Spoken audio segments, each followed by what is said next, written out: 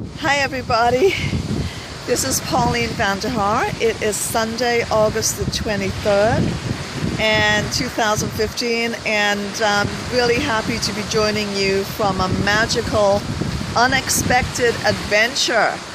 I'm in Northport, Michigan, in a beautiful community. I think it's the oldest gated community in the United States, and I'm here, really it's a lavish place. I'm here by the generosity of my friends.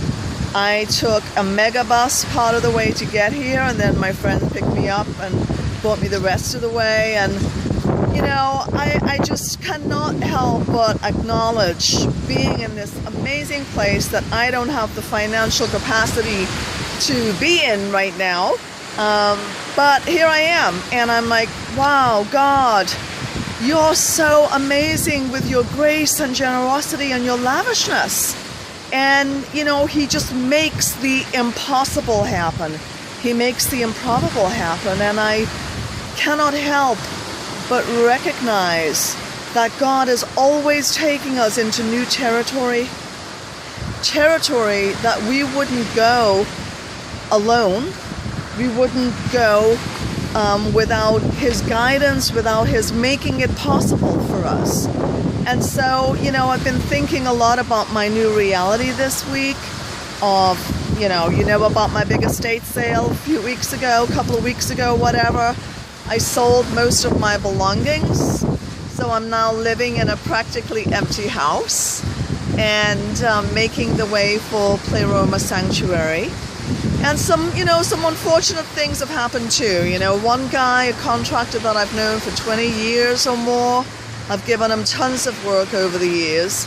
But, you know, now I got to take the guy to court because he didn't fix the repair, he didn't fix the flooding in my basement that we have to use, and didn't do right by me either to try to make amends for it. So I was a bit exasperated with that, and I'm like, God, you know, what is going on? I mean, what next? What do you want from me, and what is the next thing?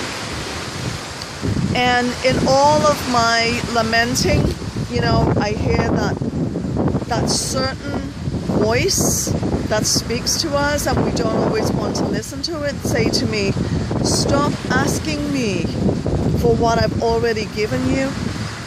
I've invested in you. I have given you a lifetime of experiences that I have reframed through the lens of my wisdom and my word, and to show you, to reveal myself to you. So stop asking me to do for you what I've already done. I just want you to go out there and share goodness and sow seeds.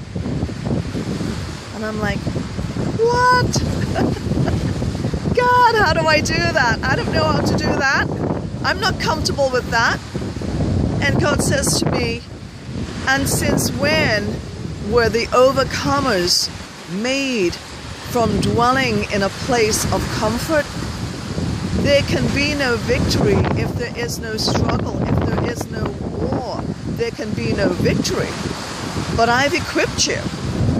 It's not about you. It's not your message. It's you go out and you share what you know so that other people can get to see who I am, can see my faithfulness, can see my wisdom, can see my lavishness, can see my generosity, can see my graciousness just through what I'm doing through your life, through the lens of your life, through the transparency of your life. So, you know, must admit some fear started to kind of creep in with me on that, on how is this going to work? What does it look like? How is it going to even happen?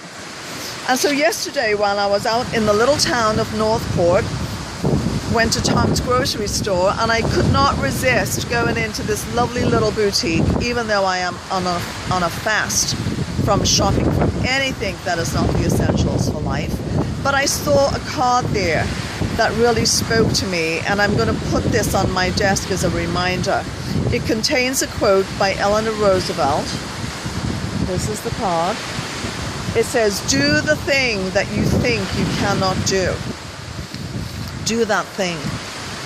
And then this morning I went with my friends to the beautiful little quaint church, Northport Covenant Church, and the message was so right on. I love it how God speaks to us and then confirms it and then reaffirms it and then confirms it in so many different ways through so many different people.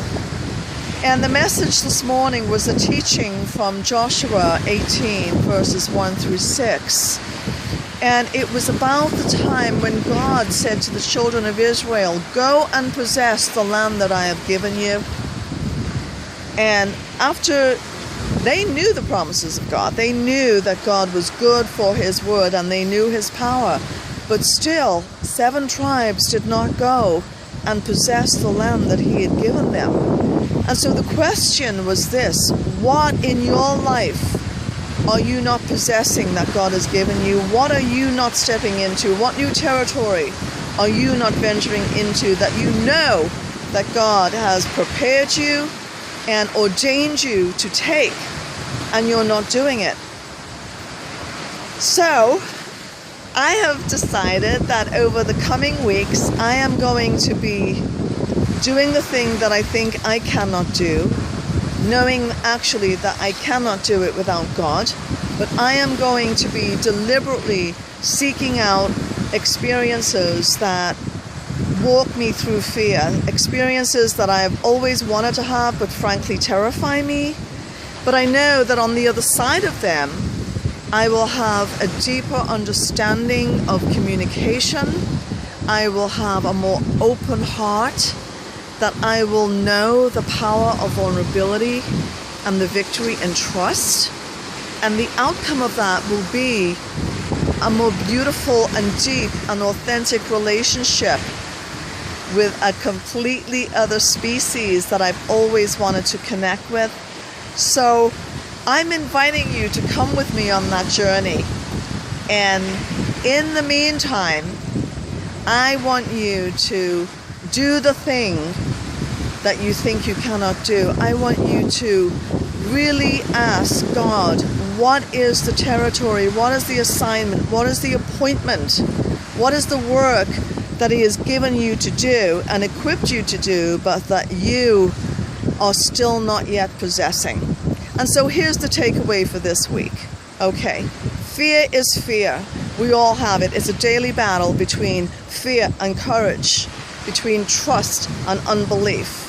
But remember this: trust in the Lord with all your heart, lean not to your own understanding, and in all your ways acknowledge him, and he will make your path straight. So until next week, have an awesome week, trusting God and taking that territory, that new land that God has equipped you uniquely to do. Have a fantastic week. Take care. Bye-bye.